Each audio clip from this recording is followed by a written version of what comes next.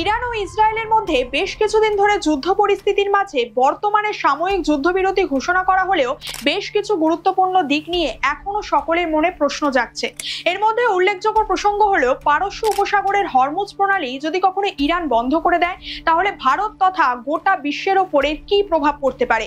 অধিকাংশ বিশেষজ্ঞদের মতে হরমুজ প্রণালী বন্ধ করা হলে বিশ্বের বাজারে অপরিশোধিত তেলের দর ব্যারেল প্রতি 200 থেকে 300 ডলারে পৌঁছে যাবে। অন্যদিকে ভারতের 85% অপরিশোধিত তেল আমদানি করা হয় এই প্রণালী দিয়েই। ফলে যুদ্ধের জেরে এই সমুদ্রপথ বন্ধ হলে ভারতের ক্ষেত্রে তা বড় সড় সমস্যা এনে দিত।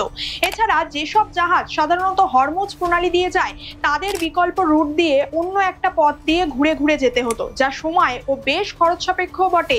এর ফলে খাদ্যদ্রব্য, কাঁচামাল, গ্যাস ইত্যাদির দাম দ্বিগুণ বৃদ্ধি পেত। সেই সাথে গুরুত্বপূর্ণ পণ্য যেমন লিকুইফাইড ন্যাচারাল গ্যাস সরবরাহ বিঘ্নিত হতো। এর পাশাপাশি জ্বালানির দাম বাড়লে শিল্প উৎপাদন, কৃষি, পরিবহন ব্যয়ও অপেক্ষাকৃতভাবে বেড়ে যেত। অর্থাৎ ভারত, চীন, ইউরোপীয় ইউনিয়ন, জাপান সহ যারা তেলের বড় আমদানিকারক দেশ সেই সমস্ত উন্নত দেশগুলোতেও মুদ্রাস্ফীতি ও সুদের হার বৃদ্ধির চাপ সৃষ্টি হতো এক্ষেত্রে।